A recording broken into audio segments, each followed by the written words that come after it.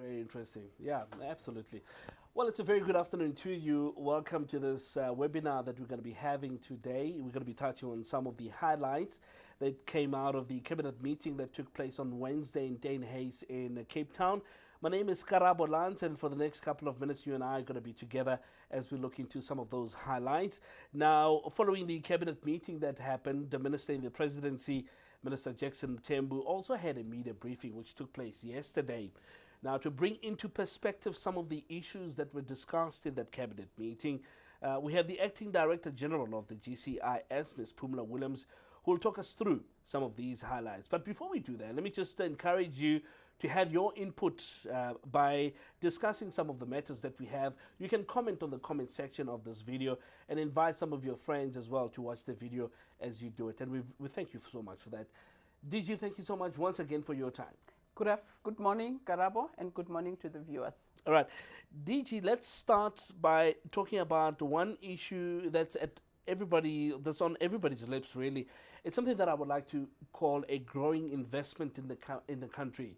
Now, we saw Cabinet being encouraged by the interest being shown from investors, which shows that South Africa now at the moment is it's increasing as far as being viewed as a country that's been preferred to investment as an investment destination, really. Three aspects that I would like to touch on that. We saw Ford's their expansion of its capacity to produce about 168,000 of their Rangers and Everest annually, which will create about 1,200 jobs. We're seeing that. We're also seeing BFG Rails, investment of 50 million rand. We saw PepsiCo as well with an investment of 25 billion rand, which is a big number. But what I'd like to say with PepsiCo, DG, is obviously there's a narrative behind all of this, that even though we're seeing all of these things happening, the country is moving slow in terms of investment. Could that narrative be true? Karabo, I think Cabinet, what is trying to do is to keep their eyes on the ball. We made a commitment as this administration that the focus of this administration will be to tackle the challenges that we are facing as a country, which is our slow economic growth, which is unemployment, which is inequalities. And one of the things that the president of this country said is that I am going to do whatever I can to create an enabling environment for companies to find South Africa an attractive destination to invest in. And it is in that light that the cabinet welcomes some of these companies that continue to have confidence in what President Cyril Ramaphosa is trying to do. We are very much aware as government that yes, we will not be able to create jobs, but we can create an enabling environment. And that creation of an enabling environment is beginning to bear fruits. We are actually dealing with some of the issues that the private sector has been raising with the executive, and some of these spill-offs, we have to also acknowledge and welcome them. And I must say to you as the viewer that the PepsiCo's 25 billion rand investment or the offer to acquire Pioneer Foods, it's important to emphasize that this is subject to shareholder and regulatory processes. So you and I need to note that. Now, to move on, DG, let's talk about the various crime-busting operations that we saw happening. Talk us through that. Karabo, I think one of the issues also that the cabinet is always keeping its eye on the ball is trying to deal with the issues of crime, because I think we are aware that crime is one of the elements that will make it a bit difficult for us to move ahead with all our plans of stabilizing the country and also of making sure that we create an enabling environment for businesses to work. So I think Cabinet did appreciate the work that has been done by the JCPS cluster in engaging with the challenges that were faced by the Western Cape. But I think one of the important things that we should highlight is that, yes, in the Western Cape, there was also that minute that was signed by the president to allow the Defence Force to go in to support the police.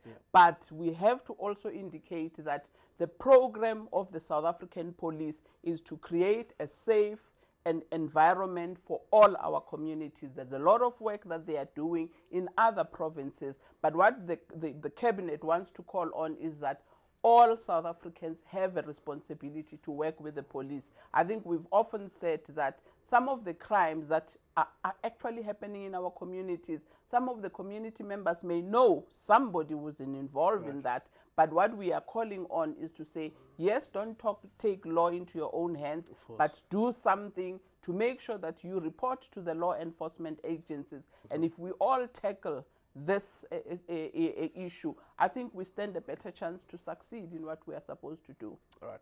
And that footage is brought to you courtesy of the South African National Defence Force, by the way.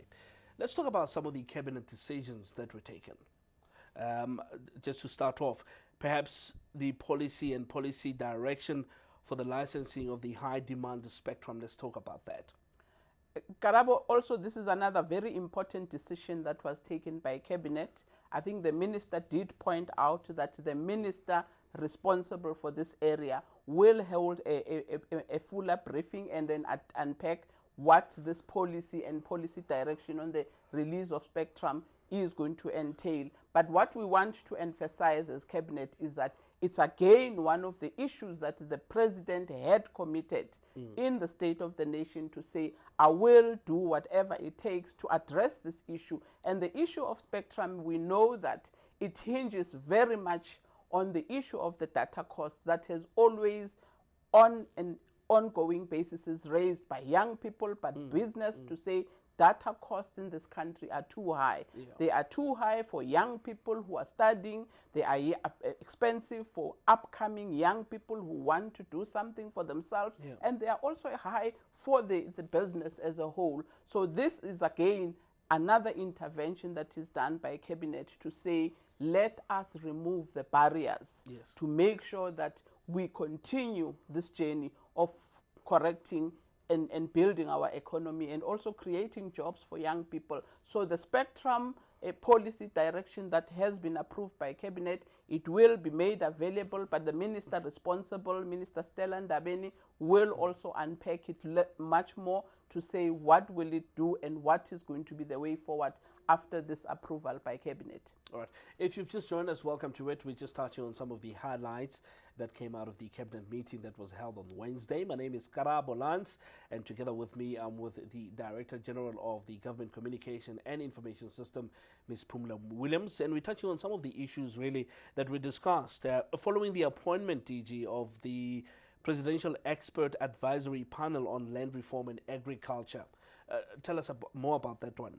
I think also, Karabo, I keep wanting to take a step back to say, how did we arrive here? I think if you will remember last year, one of the issues that the president has also addressed to say we need to deal with the issue of the land in this country. It is one of the most touching and sensitive issue that needs to be addressed if we are to make progress in the transformation of this country to what it is supposed to be, a non-racial society, and also a growing economy, and also dealing with the imbalances. So that's what led to the president appointing this advisory panel. And I think we're happy that the panel delivered on what they had been tasked to do. They did present their report to the cabinet yesterday, which cabinet accepted and instructed all the relevant ministers to go and study the report and then come back in the next 2 months.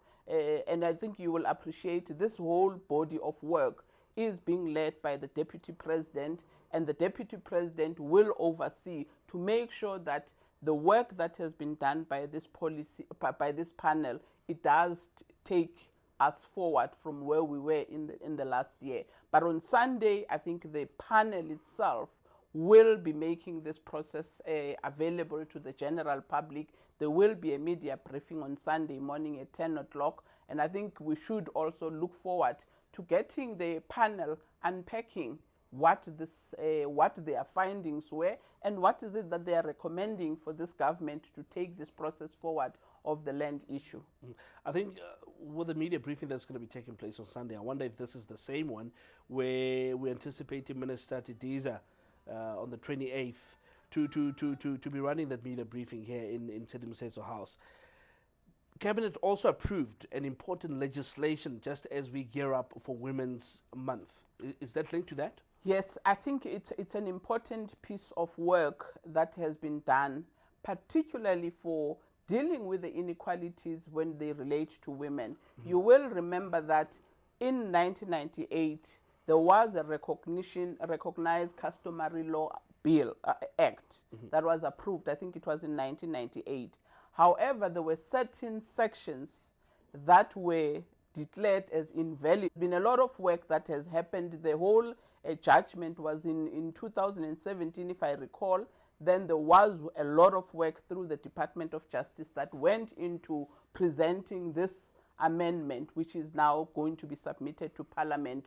But essentially what this correction is that if you recall that the polygamous customary marriages and monogamous customary marriages were discriminating women in as far as the assets of the relationship and of that marriage. Right. So what this amendment is doing is that it then takes into account those that were in those relationships prior to the act being put in place, because the act, as it was put in place, it was commencing at that particular time when it was passed, and resulting in those relationships that were in place prior to 1994 being disadvantaged. So these sections that are being corrected now are going to make sure that no woman in this country ever gets discriminated when he's in a relationship, particularly for the children and particularly for the women. They always have been in the wrong side of the stick when the relationship is terminated. So I think this is a bill that we should all be welcoming. It will be going into Parliament, but as I understand the parliamentary processes, it will go through another public consultation. Yes, at an executive level, there was a lot of consultation with the relevant parties, and the inputs were put into what we are seeing today, but there will be another opportunity of a parliamentary engagement at the National Assembly level, but also at the NCOP level. So there is still an opportunity to to get inputs from the various sectors of society.